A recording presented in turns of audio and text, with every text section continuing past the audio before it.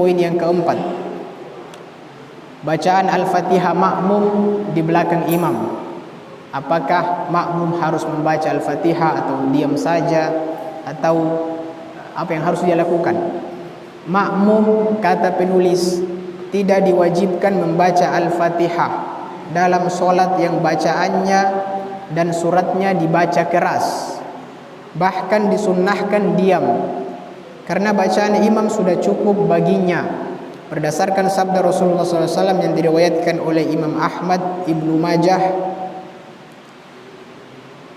Nabi bersabda yang artinya, barang siapa yang mempunyai imam, maksudnya sholat berjamaah bersama imam, niscaya bacaan imam menjadi bacaannya, bacaan imam menjadi bacaan makmum, maksudnya sudah terwakili. Juga sabda Nabi SAW yang lain dalam hadis yang diriwayatkan oleh At-Tirmizi, hadis hasan, Nabi SAW bersabda, mengapa aku dilawan pada bacaan Al-Qur'anku dengan menyaingi dan mendahuluiku?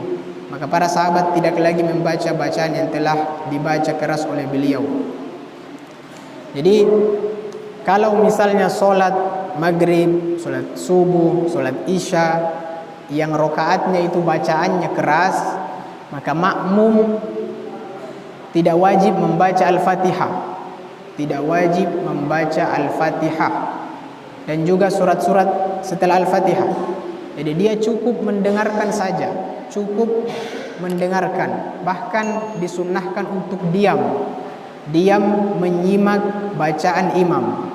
Itu kalau yang rokaat yang suaranya didengar. Tapi kalau rokaat yang suaranya tidak didengar, seperti rokaat terakhir sholat maghrib, 2 rokaat terakhir sholat isya, sholat zuhur dan sholat asar, maka ini makmum juga wajib membaca Al-Fatihah dan surah setelah Al-Fatihah. Itu kata Syekh.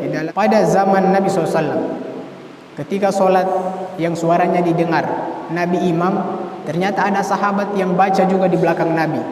Lalu kata Nabi SAW setelah sholat, siapa yang membaca Al-Quran di belakangku, membuat saya terganggu, mendahuluiku. Maka para sahabat setelah mendengar perkataan Nabi seperti itu, para sahabat pun tidak melakukannya lagi, tidak mengulanginya lagi. Mereka para sahabat diam menyimak bacaan Rasulullah SAW. Kemudian hadis Nabi SAW juga berkaitan dengan bacaan makmum. Nabi bersabda dalam hadis riwayat Muslim dan An-Nasai yang artinya, sesungguhnya imam itu ditunjuk tiada lain untuk diikuti. Jika ia bertakbir maka bertakbirlah kamu, dan jika ia membaca Al-Fatihah dan surah setelah Al-Fatihah maka diamlah kamu. Ini perintah Nabi kepada kita sebagai makmum untuk diam menyimak bacaan imam. Akan tetapi disunnahkan bagi makmum membaca bacaan yang bacaannya tidak dikeraskan oleh imam, sebagaimana disunnahkan bagi makmum membaca Al-Fatihah ketika imam diam. Sebagaimana yang kita sebutkan, kalau solat yang rokaatnya bacaannya tidak keras, yang diam, maka kita wajib membaca Al-Fatihah dan sunnah membaca surah setelah Al-Fatihah.